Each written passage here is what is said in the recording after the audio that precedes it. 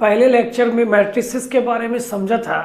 अब हम लोग आज देखने वाले हैं टाइप ऑफ मैट्रिसेस, मैट्रिसेस के प्रकार। ओके, जिसमें हम लोगों का पहला जो मैट्रिक्स लिखा हुआ है वो बच्चों क्या लिखा हुआ है, raw matrices, raw matrices. Okay, ध्यान दीजिएगा। सबसे पहले रॉ मैट्रिक्स जो होता है ना, इसमें याद रखिएगा m का मान 1 होता है।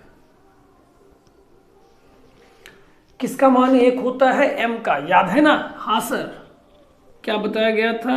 ये सर मैट्रिक्स का फॉर। तो जो पहले होता है वो क्या होता है, रॉ, और जो बाद में होता है वो क्या होता है, कॉलम। जो पहले होता है वो क्या होता है, रॉ, और जो बाद में होता है वो होता है कॉलम। ओके, तो सर रॉ मैट्रिक्स में कितना रॉ लेना है? 1 रॉ लेना है। जो बात सिखाया जाए वही सीखना है। हमने क्या बोला, 1 लेना है रॉ। कॉलम कुछ भी हो सकता है सर, कॉलम 3 एकदम हो सकता है, 4 कुछ भी हो सकता है, रॉ 1 होना चाहिए। ओके सर, तो इसका एग्जाम्पल ये नहीं अच्छा लग रहा है? हाँ सर, इसमें 1 रॉ है और 3 कॉलम है। Okay, very good. तो ये कैसा मैट्रिक्स कहलाएगा आपका, रॉ मैट्रिक्स। क्यों सर? क्योंकि इसमें पंक्ति की संख्या 1 है। अब आइए कॉलम मैट्रिक्स की बात करते हैं। कॉलम तो सर हम भी समझ गए, क्या होगा बाबू? सर n बराबर 1 होगा। कॉलम की संख्या 1 लेनी है, रॉ कितना लेंगे कोई मैटर नहीं करता है, आपको जितना लेना है ले सकते हैं। ठीक है, ओके सर। तो बोलिए, ये दोनों मैट्रिक्स समझ में आया कि नहीं आया? एकदम आया होगा। पहला मैट्रिक्स कैसा है, रॉ मैट्रिक्स, हिंदी हो गया पंक्ति आप भी हो, जिसमें रॉ की संख्या 1 हो उसको हम लोग रॉ मैट्रिक्स कहते हैं। ओके, और कॉलम मैट्रिक्स में जिसमें कॉलम की संख्या 1 हो। Okay, clear? इसको नोट कर लीजिए। हाँ, तो ये अब हम लोगों का तीसरा टाइप है, हॉरिजॉन्टल मैट्रिक्स। ये क्या होता है, एक ऐसा मैट्रिक्स जिसमें रॉ की संख्या कॉलम की संख्या से कम हो, कम। ओके जी सर,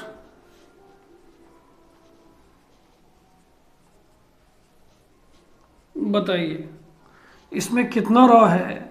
सर 2 है। कॉलम कितना है? 3 है। समझे कि नहीं समझे? बहुत आसानी से सर, एक ऐसा मैट्रिक्स जिसमें रॉ की संख्या कॉलम की संख्या से कम हो, हम लोग उसको क्षैतिज आव्यूह कहते हैं, वर्टिकल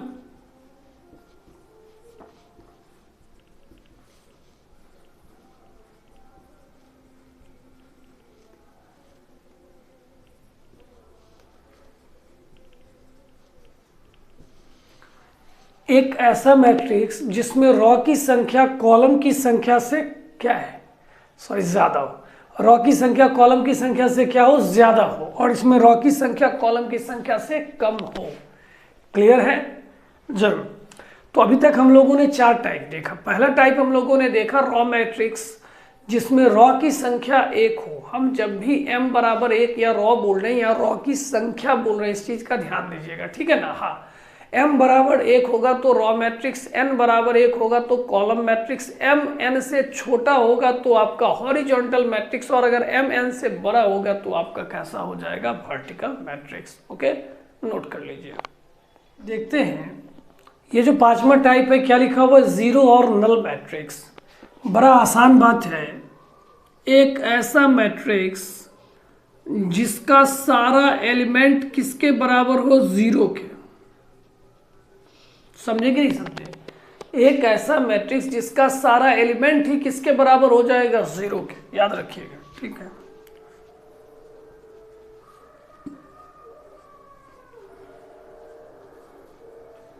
इसमें 2 रॉ और कितना कॉलम है, 3 कॉलम। तो ए और बी ऐसा देख रहे हैं, जीरो मैट्रिक्स। एक याद रखिएगा, जीरो मैट्रिक्स को ना थोड़ा सा डार्क करके लिखिएगा, थोड़ा सा डार्क। जैसे देखिए a माइनस ए बराबर 0, तो ये जो बाबू है ना, ये जीरो मैट्रिक्स है। कैसा मैट्रिक्स है? हमेशा याद रखिएगा, दो मैट्रिक्स को जोड़ के भी एक मैट्रिक्स आता है, दो मैट्रिक्स को घटा के भी एक मैट्रिक्स आता है, क्योंकि मैट्रिक्स को एक नंबर नहीं है, वो एक अरेंजमेंट है। तो ये भी इधर भी अरेंजमेंट उधर भी अरेंजमेंट है। तो हमेशा याद रखिएगा, ये जो जीरो लिखा है ना, ये जीरो नहीं, ये जीरो मैट्रिक्स है। क्या है? जीरो मैट्रिक्स, ख्याल रखिएगा। ओके, अब देखिए वर्गाकार अवयव, मजा आने वाला है। m बराबर n, मतलब कोई एक मैट्रिक्स है जिसका ऑर्डर दिया गया है m गुना n, तो वर्गाकार अवयव उसको कहते हैं जिसमें रॉ की संख्या और कॉलम की संख्या बराबर हो। रॉ की संख्या और कॉलम की संख्या बराबर हो।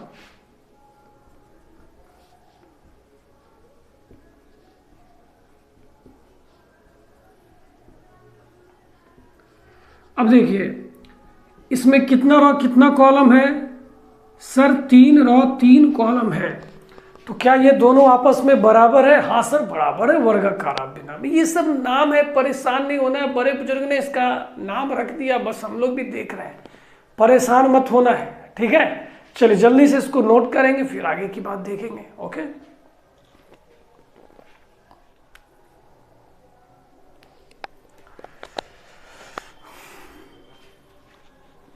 चलिए बच्चों देखिए, अब हम लोग सबसे पहले ना डायगोनल को समझते हैं कि मैट्रिक्स में principal diagonal, leading diagonal, main diagonal किसको बोला जाता है, याद रखना है। ठीक है, ओके सर, पहले बता तो दो, फिर तो याद रखेंगे।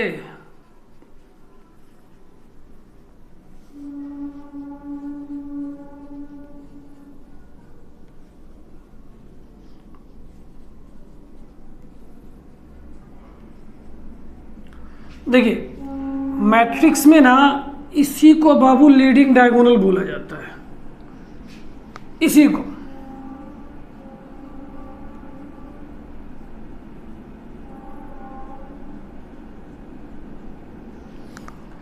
तो पूरा मैट्रिक्स में कहीं भी अगर डायगोनल का बात हो रहा है, कहीं भी आप समझ जाना इसी की बात हो रहा है, उसको हम लोग नहीं ले सकते हैं। पूरा मैट्रिक्स में इसी को डायगोनल माना गया है, ध्यान रखना है। ओके, तो अगर आपसे कोई पूछे हमें जरा विकर्ण के अवयव बताइए, क्या पूछ रहा है बताइए? विकर्ण के अवयव, तो क्या क्या होगा सर? A11 होगा, A22 होगा, और क्या हो जाएगा बच्चों? A33 हो जाएगा। A11, A22 और A33, यही हमारा क्या कहलाएगा? Diagonal element.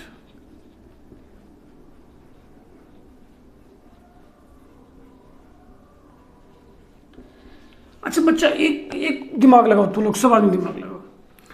इसमें कितना रॉ कितना कॉलम है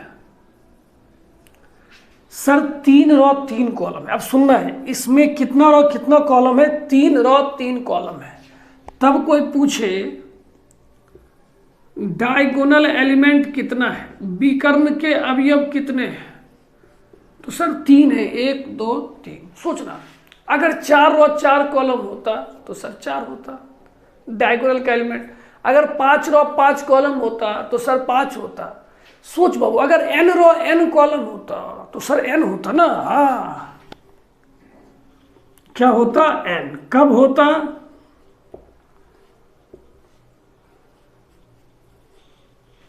क्योंकि सर इसमें आप m नहीं लिखे, n इंटू n ही लिख दिए। हाँ बाबू, ये जो बात हम लोग करेंगे ना, ये किस मैट्रिक्स में बात करेंगे?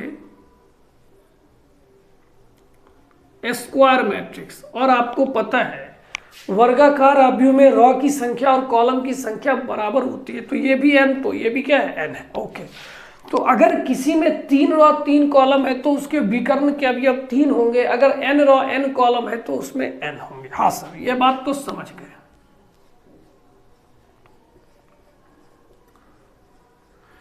अब बताइए total element. Sir total element तो n स्क्वायर। कैसे सर? 3 रॉ 3 कॉलम तो 9 है ना, 3 तिया 9। हाँ, तो इसमें n रॉ n कॉलम है तो n स्क्वायर। ओके, हाँ सर समझ रहे हैं। अब एक बात बताओ बाबू, ध्यान से सोच के, ये और ये दोनों बराबर है कि नहीं? हाँ सर, विकर्ण के जो उस पार होगा और इस पार होगा वो दोनों बराबर होगा। जवाब। सही है। अब सोचो इसमें टोटल अवयव कितना है n² और इसमें कितना अवयव है n। कहेंगे सर n कहाँ है, तो 3। अरे भाई तो 3 रो 3 कॉलम, हम बोल रहे हैं n रो n कॉलम, तो टोटल कितना होगा सर n² होगा। विकर्ण वाला हटा देंगे तो क्या हो जाएगा -n। अब बताओ टोटल में बीच वाला हटा दिए तो ऊपर वाला हो गया और नीचे वाला, दोनों बराबर है ना। अगर 10 होता तो मान लीजिए कहते सर 5 ऊपर होगा 5 नीचे, ऐसा होता ना। हाँ सर, तो क्या करते 2 से भाग देते। अरे हाँ सर, तो ऊपर में जो आपको दिख रहा है वो कितना एलिमेंट होगा n² -n/2, और इसमें भी कितना हो जाएगा n² -n/2। अगर इसमें कितना रो कितना कॉलम होगा n रो n कॉलम। एक बार फिर से सुनते हैं, बातें बहुत ज़्यादा इसमें छिड़ चुकी है, फिर भी समझते हैं। इसमें हमने क्या देखा, अगर 3 रो 3 कॉलम है तो विकर्ण के अवयव 3 होंगे। अगर n रो n कॉलम होगा तो विकर्ण के अवयव n होंगे। ठीक, टोटल n² में n घटाएंगे तो सर ऊपर वाला भी आ रहा है और नीचे वाला, दोनों बराबर है तो 2 से भाग दे देंगे। हाँ सर, समझ में आया? समझ में आया हो तो एक अच्छा सा कमेंट जरूर कीजिएगा। ओके। हाँ, तो कोई पूछेगा डायगोनल में कितने एलिमेंट हैं, तो n है। कोई कहेगा अपर ट्रायंगल, ऊपर, हम अपर ट्रायंगुलर मैट्रिक्स नहीं बोल रहे हैं, गलत बात नहीं। हम बोले ये जो ट्रायंगल बन रहा है इसमें कितने एलिमेंट हैं, n² -n/2। इसमें कितने हैं, n² -n/2। उम्मीद करते हैं बहुत अच्छा लगा होगा। ओके, चलिए इसको नोट कर लीजिए। डायगोनल मैट्रिक्स,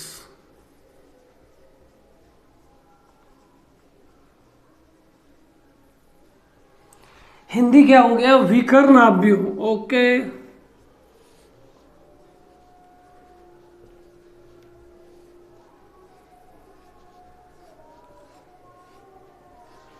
अब ध्यान से सुनिएगा, एक ऐसा मैट्रिक्स जिसके डायगोनल का सारा एलिमेंट छोड़ के बाकी सारा क्या होना चाहिए, 0 होना चाहिए। ओह, समझे कि नहीं समझे? इस एलिमेंट को छोड़ के बाकी सारा क्या होना चाहिए, 0 होना चाहिए। तो ये कैसा मैट्रिक्स कहलाएगा, विकर्ण अवयव। इसको ना आप ऐसा भी लिख सकते हो,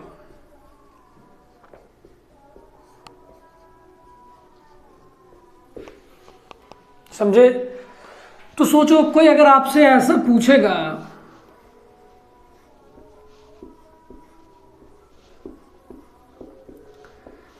क्या ये डायगोनल मैट्रिक्स है, बच्चा बोलेगा नहीं सर, क्यों, आपने ही तो पढ़ाया, इसको छोड़ के सब 0 हो, बीच में 0। अरे भाई ये कन्फर्म है 0 होना चाहिए। इस तीनों में कम से कम एक नॉन जीरो नंबर होना चाहिए। ओहो, एक 0 हो सकता। हाँ, ये भी विकर्ण अवयव है आपका।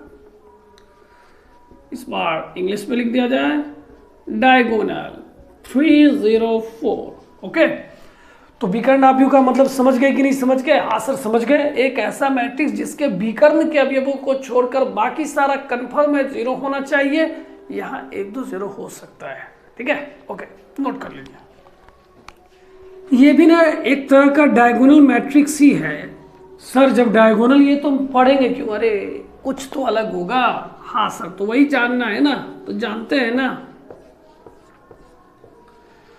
मतलब ये है डायगोनल के इसके सारे एलिमेंट सेम भी होने चाहिए, बराबर भी होने चाहिए, इक्वल होने चाहिए। पहला बात तो विकर्ण अवयव वाला बात तो होगा ही होगा कि विकर्ण वाले को छोड़ के बाकी सारा किसके बराबर हो, 0 के। साथ ही साथ इसके विकर्ण के अवयव क्या होने चाहिए, बराबर होने चाहिए। क्लियर है? हाँ, तो ये अब हम लोगों का अगला टाइप है आइडेंटिटी और यूनिट मैट्रिक्स, इकाई या तत्सम अवयव। इसको ना बाबू आई से दिखाते हैं। किससे दिखाते हैं? आई से। इसका ये कहानी है कि विकर्ण के अवयव 1 हो, बाकी सारे 0। अच्छा, तब तो सर डायगोनल भी है, तब तो सर ये स्केलर भी है। सर वो भी है, तुम आदमी है, हाँ तुम हिंदू है, हाँ सर हो सकता है, कोई बड़ी बात नहीं है। ठीक है, हाँ हो सकता है, परेशान नहीं होना है। I3 कितना रो कितना कॉलम है सर? 3 रो 3 कॉलम। बहुत अच्छा। फिर अगर आप I4 की बात करोगे ना भाई, 4 रो 4 कॉलम।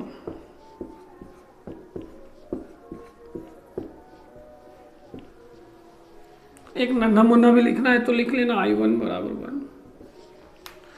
मजा आया। विकर्ण के सारे अवयव एक हो, बाकी सारे क्या हो, जीरो, उसको क्या कहते हैं, आइडेंटिटी और यूनिट मैट्रिक्स।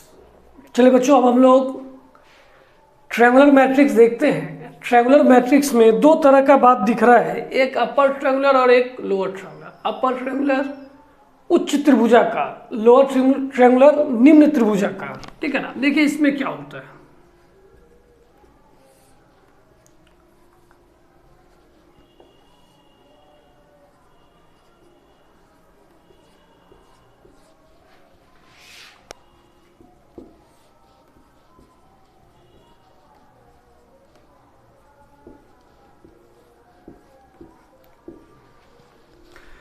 बड़ा आसान सा बात है। एक ऐसा मैट्रिक्स जिसके विकर्ण के या तो ऊपर का या तो नीचे का प्रत्येक सदस्य जीरो के बराबर हो, उसी को ट्रायंगुलर कहा जाता है। जब नीचे का जीरो होगा तो अपर ट्रायंगुलर, और जब ऊपर का जीरो होगा तो उसको लोअर ट्रायंगुलर कहते हैं। आप चाहो तो इसमें एक कंडीशन बना सकते हो, कैसे, याद करो।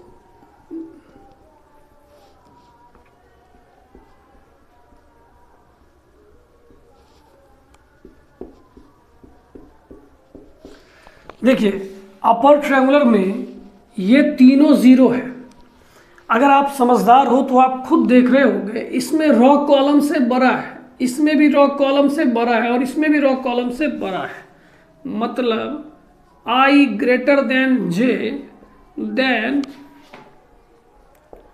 Aij बराबर जीरो। मतलब इस मैट्रिक्स में जब जब I जो है वो J से बड़ा होगा, उसका सारा एलिमेंट किसके बराबर होगा, जीरो। ये सारा जहां जहां I ग्रेटर देन J है। और इसमें क्या होगा, I लेस देन J। चलिए ओके, आज के इस क्लास में हम लोगों ने टाइप ऑफ मैट्रिसेस में 10 प्रकार देखे। उम्मीद करते हैं आपको बहुत अच्छा लगा होगा, ठीक है।